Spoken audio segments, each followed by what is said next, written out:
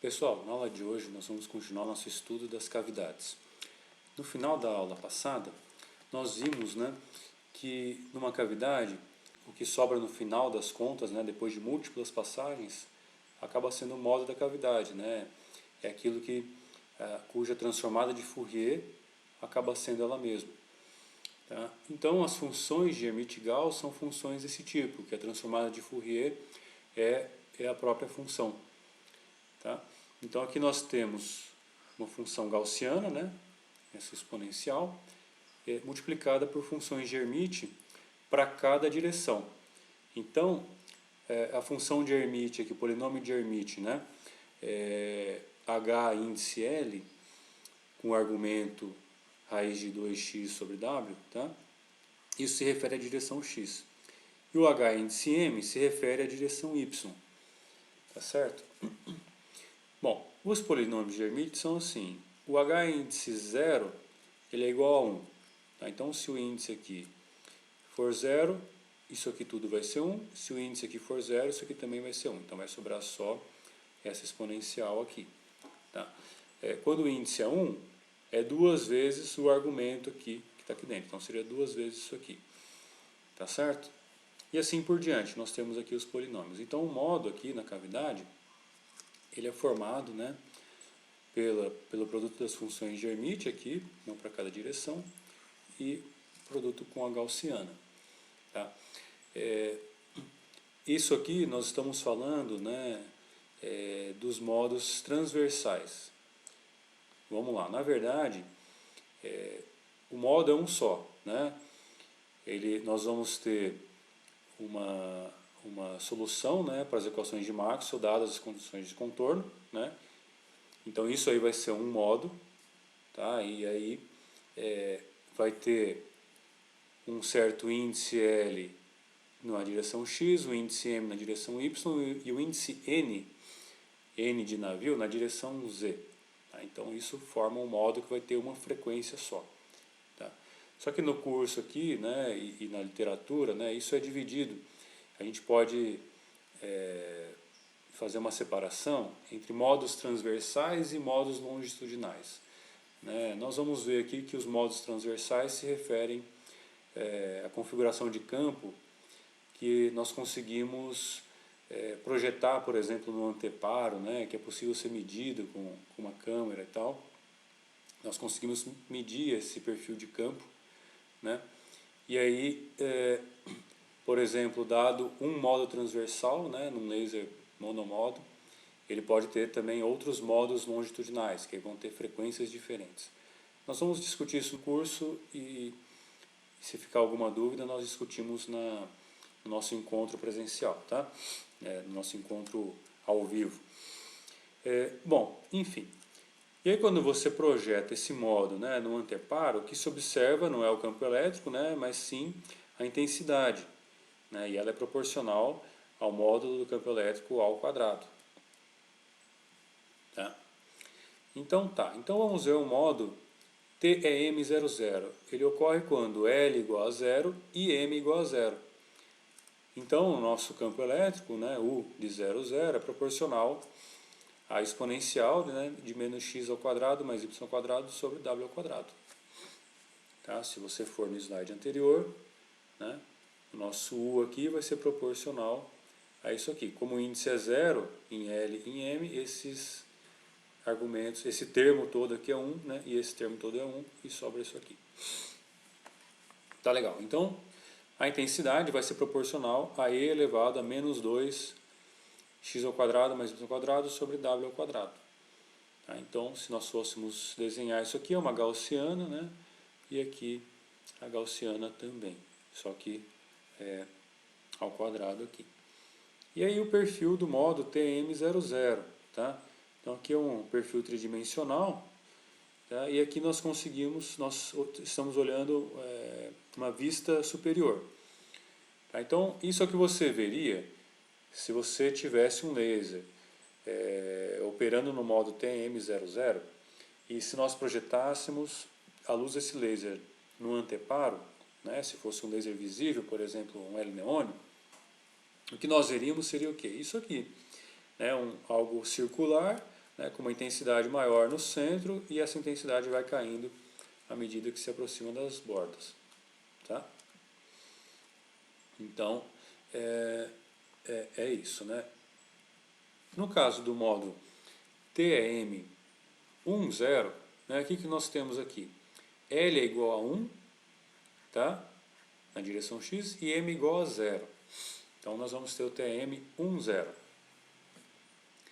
Bom, então, o campo elétrico vai ser proporcional à raiz de 2x sobre W, tá? Que multiplica aqui a nossa gaussiana. Bom, o que nós podemos ver aqui? Né? Que nós temos aqui um x, né? Uma função linear multiplicando aqui a gaussiana. Então, o campo elétrico vai ficar com esse formato aqui, né? Na direção x. Ele vai passar por uma região negativa e vai passar por uma região negativa aqui nesse quadrante. Tá? Já a intensidade, né, como é elevado ao quadrado, ela vai ter, né, os dois lados aqui, com dois máximos aqui, né, do lado positivo. Tá? Isso na direção x. Na direção y é como no caso anterior, tá? O perfil aqui. E aqui nós temos o perfil tridimensional. Aqui está errado, né? Não é TM01, é TM10 na nossa anotação. Então anotem aí, 10, tá? 10. Por quê? Existe o modo TM01, tá? O 01, em vez dessas bolinhas estarem assim, elas giram de 90 graus. Então fica uma bolinha em cima e outra bolinha embaixo. Tá? Bom, então se nós projetássemos esse modo aqui no anteparo, nós veríamos isso, né? Duas, que eu falei bolinha, não é bem circular, né? Então, mas tem dois formatos aqui meio ovalados, né? Com um máximo aqui, né? Passa por um 0 e tem um outro máximo lá, nessa direção aqui, a direção x, tá? E na direção y, né? Ele não tem isso, esse zero aqui no meio, né? Essa passagem por zero, tá certo? Então é exatamente isso que nós veríamos no anteparo se projetássemos o modo TM10 lá nesse anteparo. E aí nós temos também o modo TM11, por exemplo. Então L igual a 1 e M igual a 1. Então a intensidade vai ser proporcional, né, a raiz de 2x sobre W ao quadrado, vezes raiz de 2y sobre W ao quadrado, vezes a gaussiana aqui. Tá? Então nós teríamos quatro, vamos dizer bolinhas, né? 4 bolinhas aqui, mas não são bem bolinhas, nesse modo aqui, tá certo? Então, nós temos um 0 aqui, né, atravessando a direção x, e temos um 0 aqui na direção y também. E aqui tem vários modos, né? TM, LM, né? Que vocês podem ver aqui o formato deles, né? Então TM00, que nós já vimos, né? Aquele circular, TM10, TM01, tá vendo? Invertido, TM11, né? O 22, o 33, tem o 21, 31. Como é que funciona essa nomenclatura aqui? Na verdade, o número aqui desse índice, ele indica o número de zeros aqui no meio. Então TM10 tem um 0 na direção x e não tem nenhum na direção y, né? TM20 tem 2 zeros aqui na direção x e não tem nenhum na direção y. 30 tem 3 zeros aqui e nada no y. E assim por diante, o mesmo ocorre aqui, né? Então o 01 não tem nenhum zero na direção x e tem 1 na direção y. Aqui tem 2 na direção y, 3 na direção y.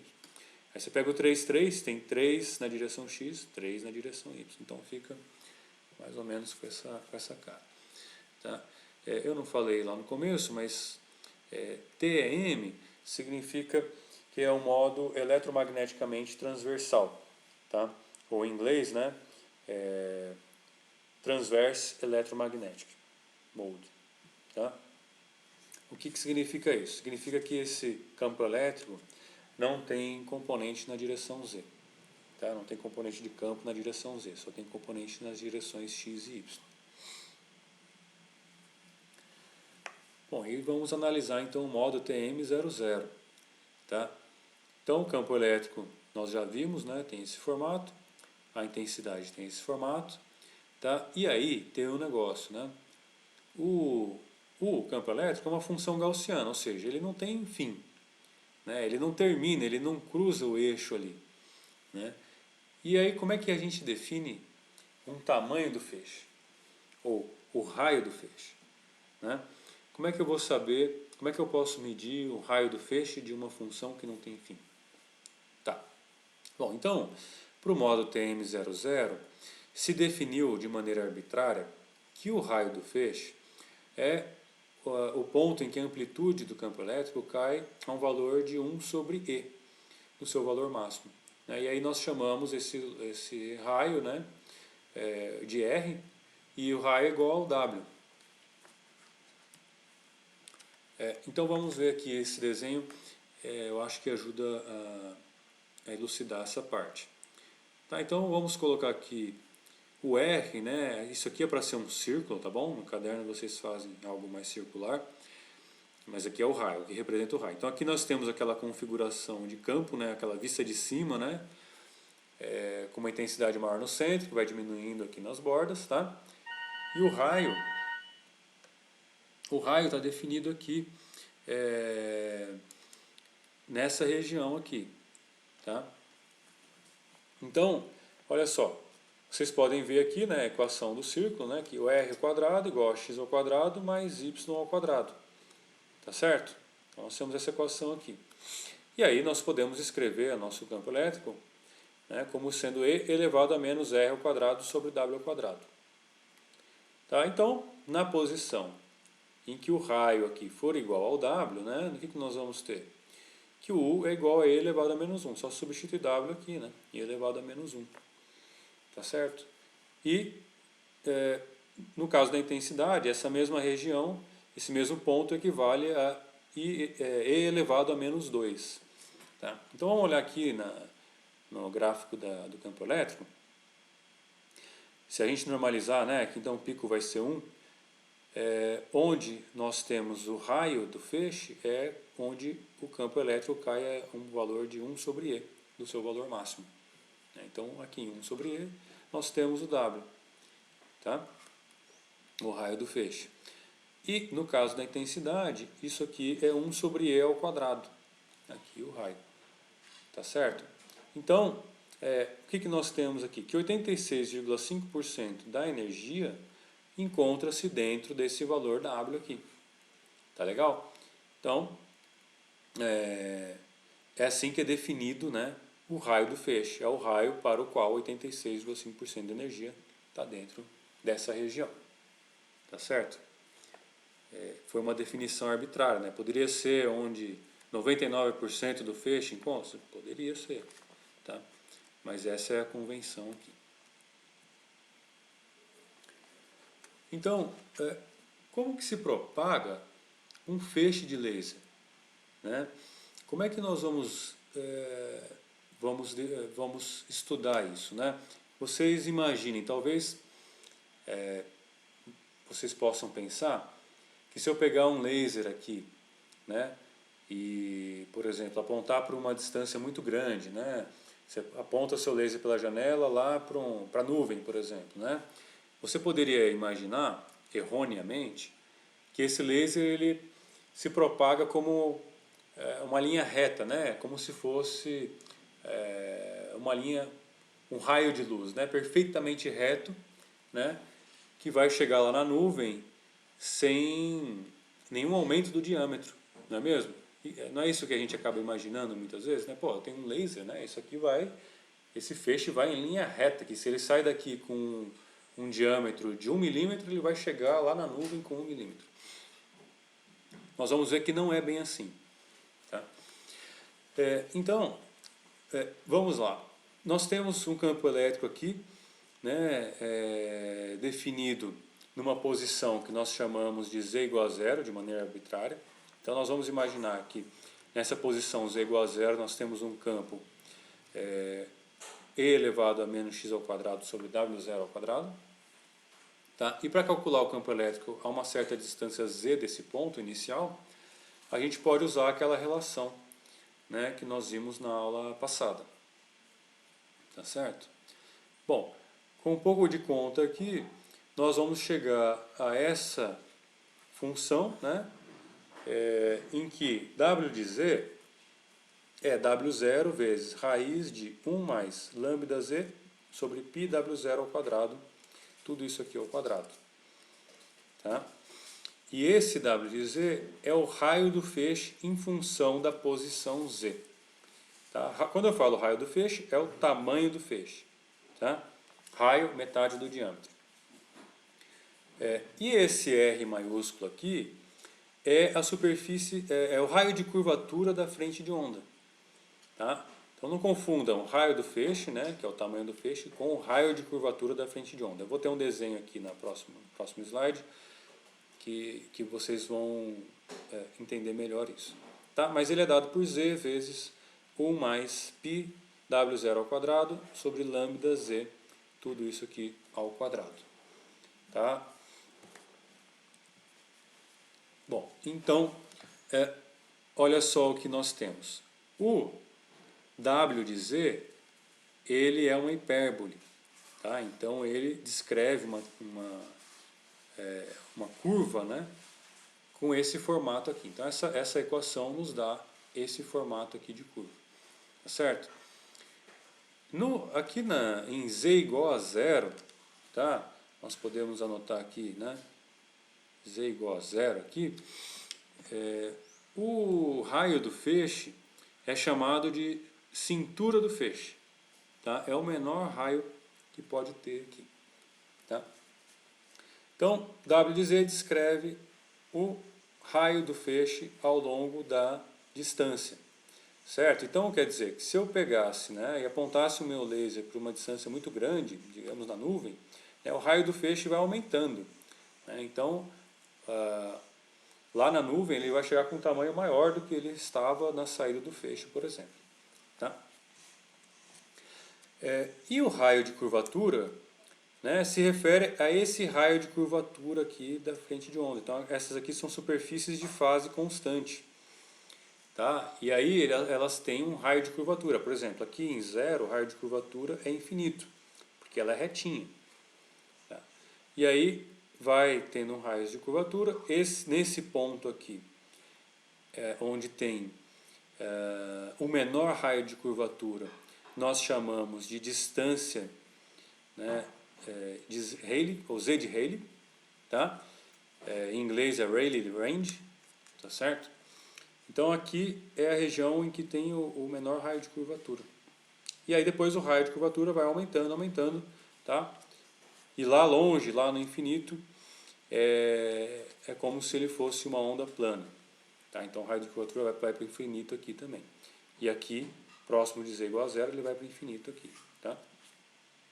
E o mesmo ocorre aqui desse lado, né? Só que é negativo. Tá certo? Então, o R de Z nos dá essa função aqui do raio de curvatura.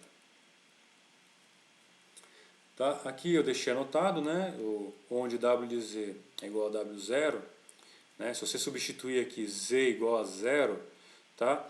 Isso aqui é 0, isso aqui é 1, então W de Z é igual a W0. Então, em Z igual a 0, nós temos W0, que é a cintura do feixe. Tá? Que é onde nós temos o mínimo raio aqui, o menor raio do nosso feixe. Tá? E aqui eu só deixei anotado que o diâmetro do feixe é 2 vezes o raio do feixe, tá bom? E o raio de curvatura, deixei anotado também, que ele é mínimo no comprimento de Rayleigh, né? Que é o Z de Rayleigh é dado por πw0 ao quadrado sobre lambda. Tá certo? Então observem, aqui πw0 ao quadrado sobre lambda, isso aqui é um Z de Rayleigh também. Tá? Então a gente pode olhar essa equação como Z vezes 1 mais Z de Rayleigh sobre Z ao quadrado.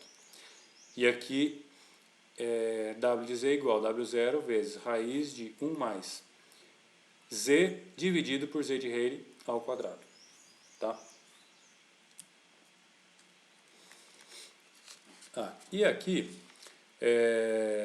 lá no infinito, né, o nosso raio do feixe vai se aproximar, para Z muito grande, né, de lambda sobre π W0 vezes Z. Tá? Então se aproxima dessa reta aqui, tá certo? E lá longe, né, o raio de curvatura é igual a Z. Então lá no limite, lá longe, R de Z é igual a Z. Então a gente chama esse lugar lá longe de campo distante, tá certo?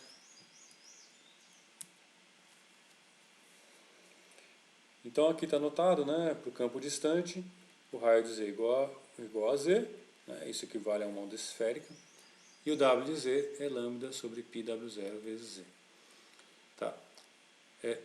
E qual que é a divergência do feixe? Né?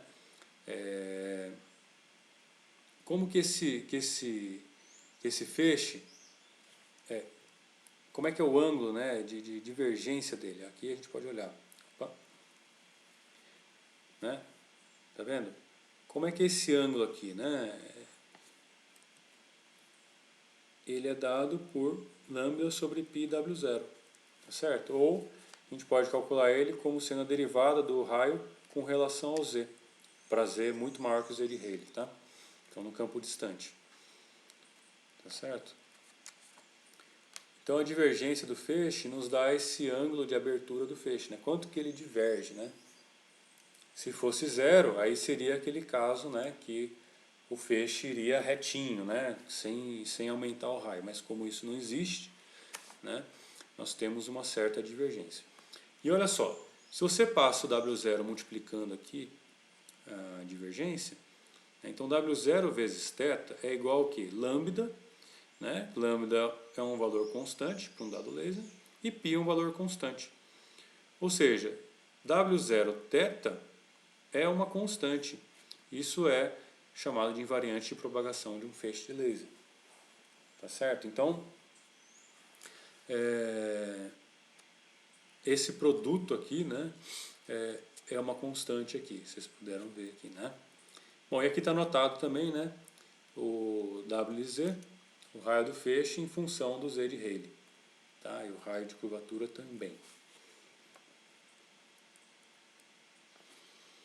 Bom, e o que acontece, isso aqui nós vimos para o módulo TEM00, né? É o módulo fundamental. O que acontece para módulos de ordem superior? TM10, TM01, 11, 22, assim por diante. Bom, ainda ficam válidas as expressões para W de Z e R de Z, tá? Só que o W de Z só é o raio do feixe para o módulo TEM00. Olha só.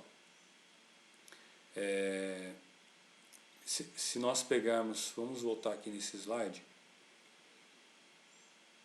como é que você vai, né, medir o raio do feixe de um negócio que não é nem um círculo, né? Tem duas bolinhas aqui, como é que você vai medir esse raio desse feixe? Né?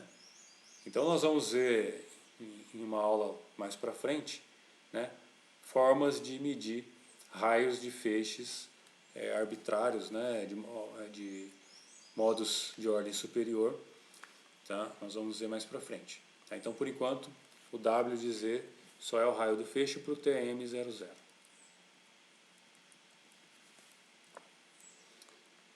Bom, legal. Aqui o desenho, né? Esse desenho que eu fiz, só que está mais bonitinho, tá? Então aqui para Z igual a 0, Z igual a Z de Rayleigh e Z muito maior que Z de Rayleigh. Tá certo? Bom, no IAV foi desenvolvido um método chamado SLIM, que é Scattered Light Imaging Method, né? Ou método de imageamento por luz espalhada, né? Em que, se você não acredita que o feixe descreve essa curva, né? Isso aqui nós estamos olhando o feixe de lado, tá? Nós estamos olhando o feixe de lado. Então, Se eu projetasse o feixe no anteparo aqui, nessa região, eu teria um certo raio do feixe, tá certo? Se eu fosse lá na frente e projetasse nessa região, o raio do feixe seria maior, né? Então esse método chamado Slim, ele foi criado para medir raio do feixe, medir as propriedades do feixe de laser. Não só o raio, mas várias propriedades, divergência, nós vamos ver um parâmetro chamado m², enfim.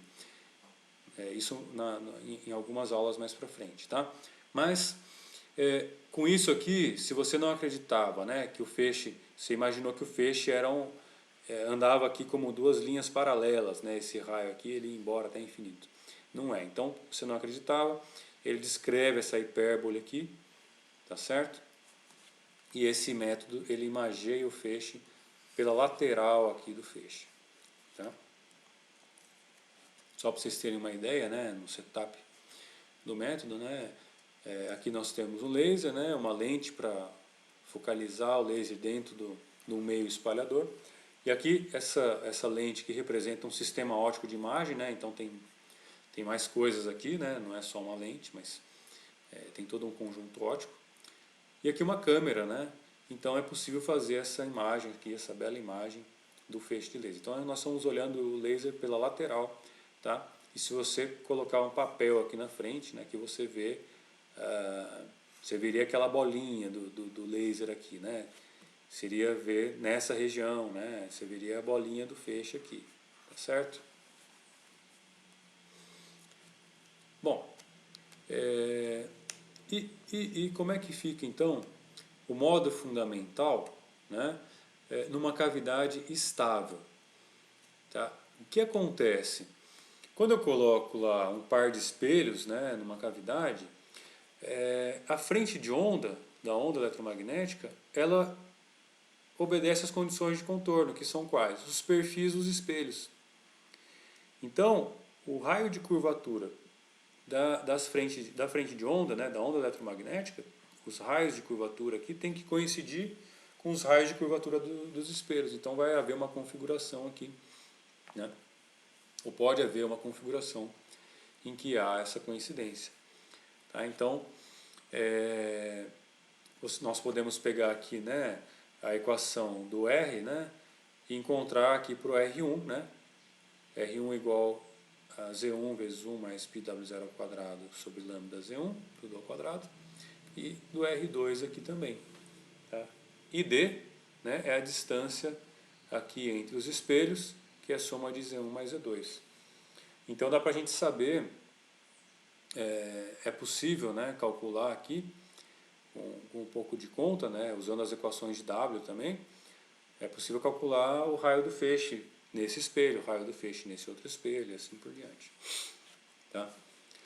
Um caso particular bastante usado, né, uma cavidade bastante usada, é a cavidade plano-côncavo. Né? Então tem um espelho côncavo e um espelho plano. Normalmente o espelho de saída, né, é o espelho plano. Nós vamos chamar o espelho 100% refletor de espelho total e o espelho que deixa passar uma parcela do feixe, né, de espelho de acoplamento. Tá? Mas com umas continhas você pode calcular, né, que o W0 aqui, né, que é a cintura do feixe nessa cavidade, é dado por raiz de lambda sobre π R menos D vezes D elevado a 1/4. Tá? Vocês saberiam me dizer onde está a cintura do feixe nesse laser aqui, nessa cavidade aqui? Fica aí para nosso encontro presencial vocês me responderem isso. Tá? Bom, nós podemos calcular também o tempo de vida da cavidade. Olha só que interessante. Então imagine que nós temos aqui um feixe de laser, né, um raio de luz saindo desse espelho. Né, ele vai com uma intensidade aqui I0, né, ele vai, reflete nesse espelho, tá, retorna para esse outro espelho, reflete de novo e volta para o mesmo plano que ele saiu. Tá? Então aqui a gente chamou de intensidade I1, depois de dar essa volta completa aqui. Tá? Ah, e quando bate no primeiro, no espelho aqui, no espelho 2, essa intensidade é I0 vezes R2, né? R2 é a refletividade do espelho 2, vezes as perdas do espelho 2. Tá aqui, só está erradinho aqui, isso aqui não é 1, isso aqui é 2. Deixa eu só tentar corrigir aqui, a gente aproveita e corrige já. Tá? Legal. Então, nós temos aqui as perdas da cavidade, né? Sendo que nós chamamos aqui de perdas úteis 1 menos R. Né? Então, aquilo que reflete é o que volta, o que perde é 1 menos R. Tá certo? E sendo que R é a refletividade do espelho de acoplamento.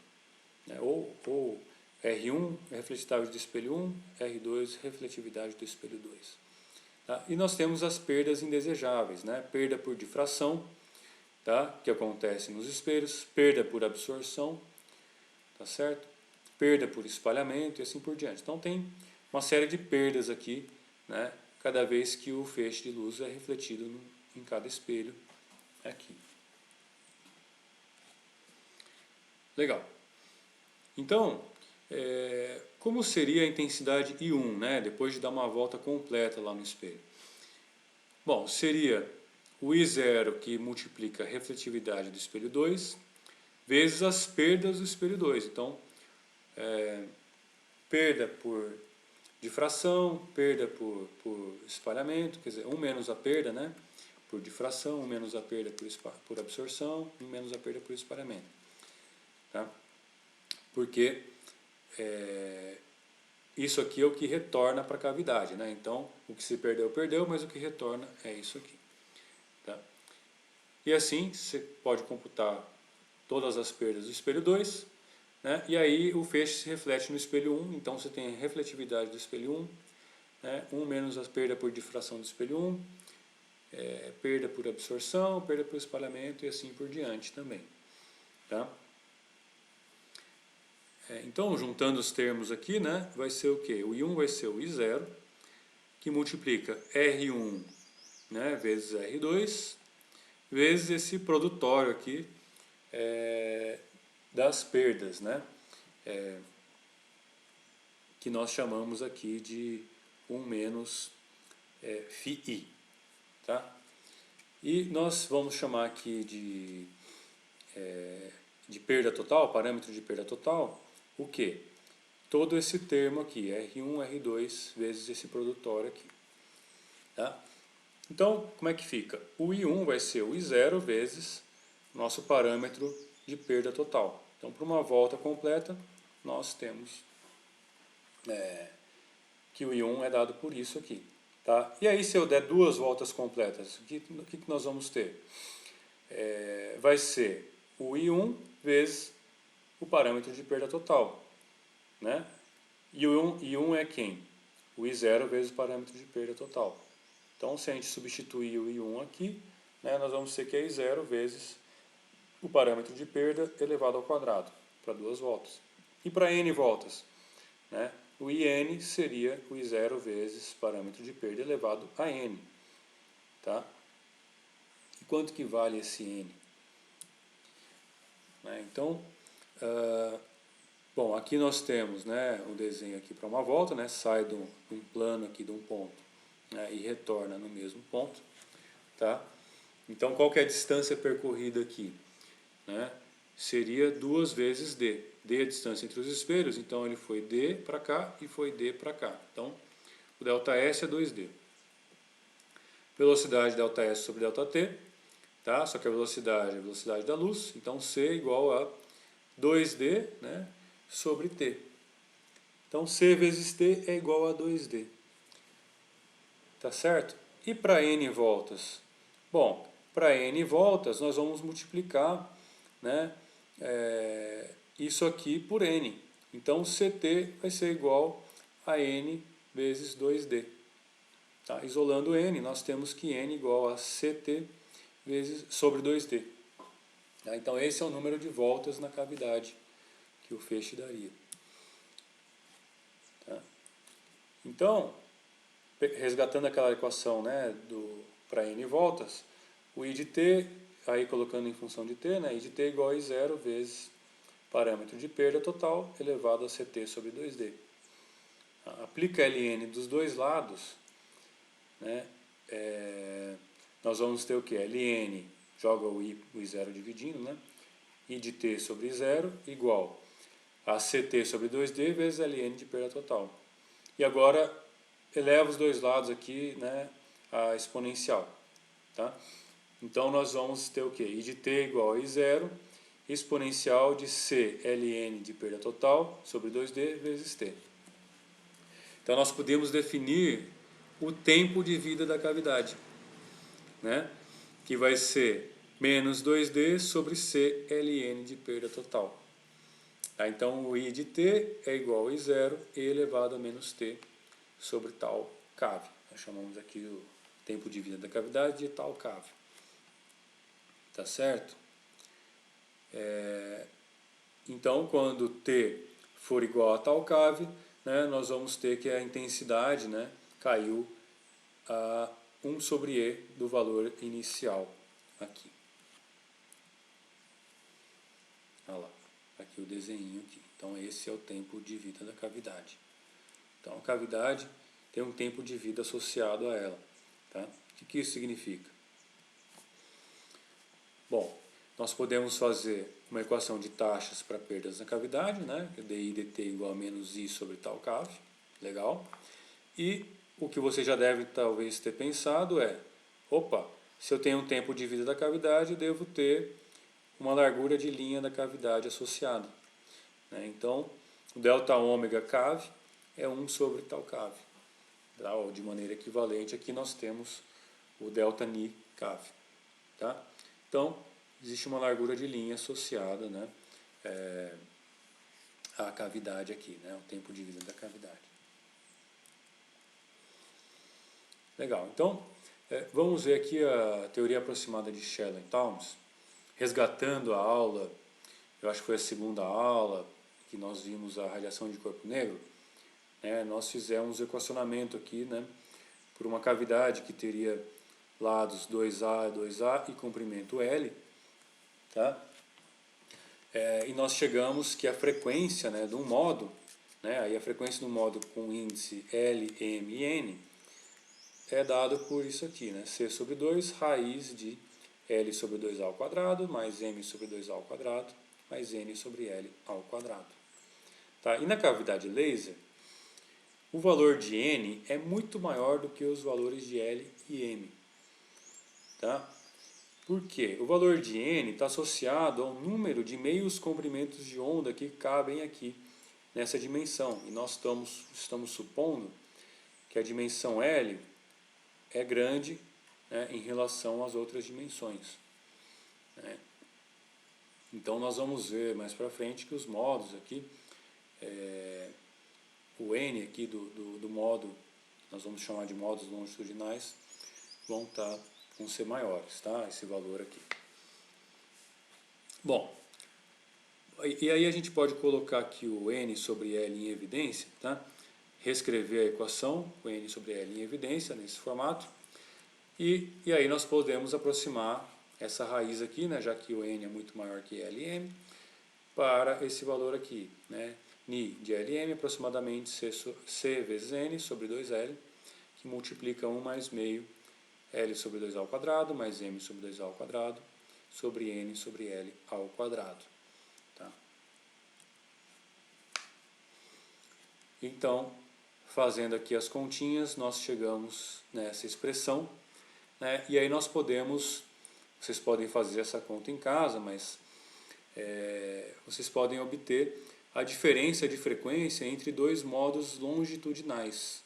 Tá? Então, mantendo o mesmo valor de L e M, qual seria a diferença entre dois modos longitudinais? Se você fizer a continha, o delta ni n vai ser C sobre 2L. Tá? Olha só, então quer dizer que a diferença de frequência entre dois modos consecutivos, né, longitudinais, vai depender do comprimento da cavidade. apenas, né? C a constante, velocidade da luz, 2 uma constante, e L o comprimento da cavidade. Então, quanto maior o comprimento da cavidade, menor o espaçamento entre modos aqui longitudinais, tá? E vice-versa. E uma diferença de frequência entre dois modos transversais consecutivos. Então, ΔNm, né, seria dado por Cl sobre 8n vezes A ao quadrado, vezes m mais meio. Tá? E de maneira equivalente o ΔNL. Bom, então, se nós olharmos as frequências de cada modo, né, se a gente pegasse aqui esse modo aqui, né, e a gente chamou ele de n, tá? O próximo modo longitudinal estaria em n mais 1 aqui. Tá? E a diferença é o ΔNi n. Tá? E um modo para lá, o n menos 1 aqui. E assim por diante, né? n mais 2, n mais 3. Então, os modos longitudinais aqui da cavidade têm esse espaçamento. E os modos transversais têm um espaçamento menor aqui, né? Então, ΔNi m, né, ou ΔNL, vão ter um espaçamento menor aqui entre eles, um espaçamento de frequência. Tá? Então, olha só, esse modo aqui seria um modo N00, tá? A gente poderia colocar ao contrário, né? 00, né, para manter o padrão aqui, né? 0 em x, 0 em y e n na direção do comprimento aqui, na direção z. Tá? Mas então n00, aqui n mais 1, 00, tá vendo? Então, se a gente tiver o modo TM00, ó, se tiver só um modo transversal na cavidade, nós podemos ter ainda modos longitudinais diferentes dentro dessa cavidade. Tá? E aí nós também podemos ter aqui para n, né? Podemos ter o modo 1,0 e o modo 0,1, né? Tem a mesma frequência, ou seja, são modos degenerados, né? Tem o N11 aqui, né? E assim por diante. E de maneira equivalente ocorre aqui também para os N's diferentes. Tá? Então, o modo transversal vai fornecer aquela configuração de campo, né, que é possível ser observada por um laser visível ao projetar no anteparo, né?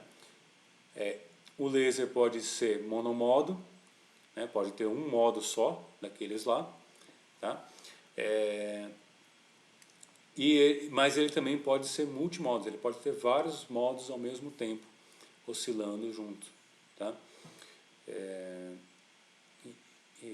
E aí eu fico com uma pergunta, né? Se vocês saberiam me dizer, né, se vocês teriam alguma ideia, aí fica essa pergunta para o nosso encontro, se vocês teriam uma ideia de como forçar um laser a oscilar em um determinado modo, né? Por exemplo, o modo TEM 01, né? Ou TEM 11. Vocês teriam alguma ideia? Me digam lá na aula o que vocês acham. Bom, isso aqui que nós vimos até então foram as cavidades estáveis, né?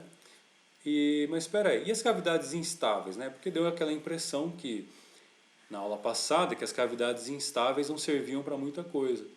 Mas sim, mas na verdade elas servem para alguma coisa, né? Então o Sigman mostrou que a cavidade instável pode ser útil, né? Por quê? Porque em determinados casos você pode querer preencher um meio ativo de dimensões relativamente grandes, né? E você pode normalmente querer extrair toda a energia que esse meio ativo grande oferece, né? E vocês viram lá, né, se eu tiver um feixe gaussiano, ele pode ficar fininho aqui dentro, né? Mas com um laser, uma cavidade instável, eu posso acabar preenchendo esse meio ativo aqui e extrair bastante energia. Bom, qual o problema? O problema, assim, né, não tem modelo analítico, né, para cavidades instáveis, né? Nós podemos usar métodos numéricos para calcular, Tá? Aquele método de Fox-Lee que nós vimos na aula passada pode ser usado, né? Nós podemos colocar aqui que os espelhos são equivalentes a lentes, né? E esse espelho menor é equivalente a uma lente divergente, e esse aqui uma lente convergente. E aqui nós temos um anteparo, né? Porque o laser se perde aqui, né? Então é como se a luz se propagasse aqui, né, dessa lente para essa outra lente, aí ela diverge, se propaga para essa e assim por diante, né? É possível usar transformada de Fourier para fazer esses cálculos aqui. Bom, tem um método aproximado, né, em que nós podemos usar a ótica geométrica, né, que nós vamos ver uma cavidade instável confocal do ramo positivo. Ramo positivo quer dizer que G1 vezes G2 é maior que zero, né, e do ramo negativo, G1 vezes G2 é menor que zero. E aí o que acontece? Bom, nós temos um espelho com um raio azão maiúsculo, né, ou seja, um diâmetro 2 azão, né, um espelho divergente, esse espelho aqui é convergente, né, esse espelho divergente tem um raio azinho, ou seja, um diâmetro 2 azinho, e a distância entre eles é D. Tá? A distância focal do espelho 1, do espelho 2 aqui, né, é F2 e a distância focal do espelho 1 é F1. Tá? E a cavidade confocal quer dizer que os focos são coincidentes. Então, por semelhança de triângulos, nós podemos fazer já umas continhas e obter algumas informações interessantes já. Tá? Só deixar anotado aqui que F1, né, é o R1, é o raio de curvatura do espelho 1 sobre 2, né, e o mesmo para o raio de curvatura do espelho 2. A convenção de sinais que nós estamos usando aqui, espelho convergente, o raio de curvatura é positivo, ou seja, o foco é positivo, e no espelho divergente, o raio de curvatura é negativo e o foco negativo. Bom, se você observar a figura, né, nós vamos ver que o módulo aqui, a gente colocou em módulo, né, para não ter confusão. Módulo de F1 menos módulo de F2 é igual a D. Vamos dar uma olhada aqui. Então, o módulo de F1 menos o módulo de F2 é igual a D. Legal. E aí, usando o operador módulo, né, sabendo que o F1 é positivo, porque o espelho 1 é convergente, e o F2 é negativo, porque o espelho 2 é divergente, nós vamos ter o quê? Módulo de F1 é F1, módulo de F2 é menos F2, menos com menos vai dar mais, módulo de D, que é positivo, é D. Então, F1 mais F2 é igual a D. Tá? Nós vamos achar uma refletividade equivalente do espelho. Por quê? Os dois espelhos aqui têm refletividade de 100%. Só que como esse aqui tem uma abertura aqui, na verdade a luz vai passar por ele aqui. Então é como se tivesse uma certa refletividade aqui, tá? Equivalente. E nós vamos calcular isso como? Como sendo a área do espelho menor dividida, né, pela área do espelho maior. Tá? Então vai dar Azinho sobre Azão ao quadrado. A magnificação, que nós chamamos aqui de mag, vai ser igual ao módulo de F1 sobre o módulo de F2, tá? Que é igual a Azão sobre Azinho. Isso aqui nós podemos pegar por semelhança de triângulos ali. Tá? Então, a refletividade equivalente, olha só, nós podemos relacionar com a magnificação, que é 1 sobre magnificação ao quadrado. Tá? E a magnificação, né, que é módulo de F1 sobre módulo de F2, pode ser dada, né, é dado por D, módulo de D mais F2 sobre F2. Tá? Então, como é que nós calculamos a cavidade? Bom, primeiro, 2A vai ser o diâmetro do meio ativo. Tá? Então, se eu tenho um meio ativo com esse diâmetro aqui, 2A, eu vou lá e coloco um espelho também com um diâmetro 2A, tá? Para pegar todo o meio ativo aqui. Tá? E nós colocamos que o diâmetro do meio ativo é igual a D, tá? Dzão aqui maiúsculo. Vamos até anotar aqui porque, se não me engano, faltou, né? Deixa eu anotar aqui de branco aqui. Então aqui é D, tá? Legal. A refletividade equivalente nós vamos pegar de um dado do meio ativo, tá? Então, nas aulas seguintes, na próxima aula, se não me engano, nós vamos ver que, dado um certo meio ativo, nós podemos calcular a refletividade ótima para nós termos a maior potência de laser na saída. Tá? Então, dado esse valor de refletividade ótima, essa vai ser a refletividade equivalente que nós vamos querer usar aqui. Tá? Então, a partir da refletividade equivalente, nós conseguimos encontrar a magnificação e daí nós encontramos o Azinho, já que nós temos o Azão lá. Tá? Do comprimento do meio ativo, né, que eu chamei de L aqui, né, nós vamos obter o D. Né? Então, D, né, é igual ao L. Tá certo? Então, a distância D entre os espelhos é igual a L. Tá? Igual ao comprimento do meio ativo. Tá? E com a magnificação e com o D, nós encontramos a distância focal do espelho 2.